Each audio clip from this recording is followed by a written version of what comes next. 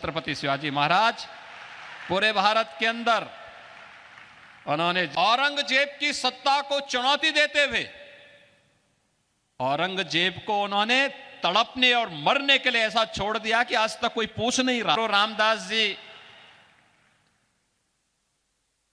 छत्रपति शिवाजी महाराज को यहीं से पैदा करते हैं और छत्रपति शिवाजी महाराज पूरे भारत के अंदर उन्होंने जिस तेज को लहराया था,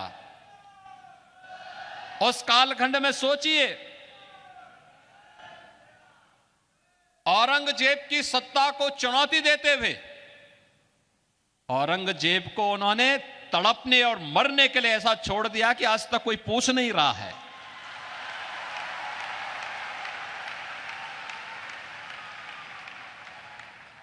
यह अद्भुत शौर्य और पराक्रम की धरती है।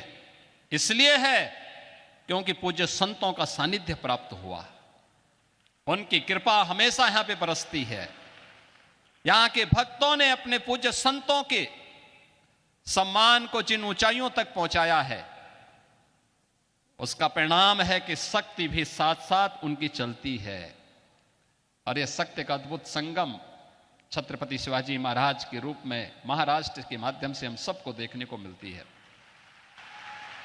यह मेरा सौभाग्य है कि जब मैं उत्तर प्रदेश में मुख्यमंत्री बना, आदरणीय प्रधानमंत्री जी ने जब मुझे दायित्व दिया तो मैं आगरा गया था।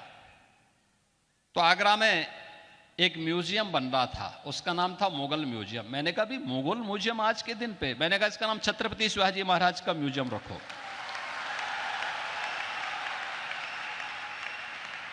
हमारा संबंध छत्रपति शिवाजी महाराज से है, हमारा संबंध मुगलों से नहीं है। और इसलिए छत्रपति शिवाजी महाराज के नाम पर जाना जाएगा ये म्यूजियम, और छत्रपति शिवाजी महाराज की स्मृतियों को वहां पर सजोने का कार्य पूरी भव्यता के साथ आज हम लोग उसको आगे बढ़ाने का काम कर रहे हैं।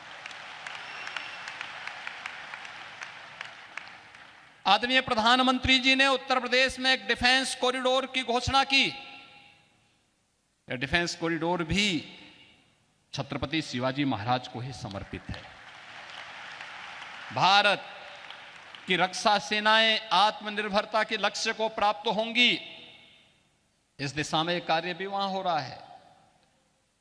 तो यहां पे तो शक्तियां भी जुड़ रही हैं और पूज्य संतों के माध्यम से भी भक्ति भी आपस में एक दूसरे का सानिध्य प्राप्त कर रही हैं।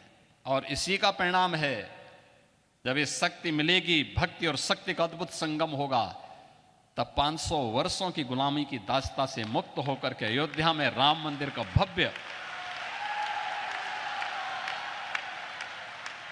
अद्भुत क्षण भी, वह अलौकिक क्षण भी हम सबको देखने को प्राप्त होता है। हमारे पूज्य संतजन मंच पर भी बैठे हैं, सामने भी बैठे हैं। इनके सानिध्य में प्रधानमंत्री मोदी जी के कर कमलों से, उनके परम पुरुषार्थ से 22 जनवरी 2024 की जो तिथि हम सबको अयोध्या धाम में देखने को मिली थी, अद्भुत है। और ये नई अयोध्या, ये भव्य दिव्य और नव्य अयोध्या आप सबको भी अपनी ओर आमंत्रित कर रही है।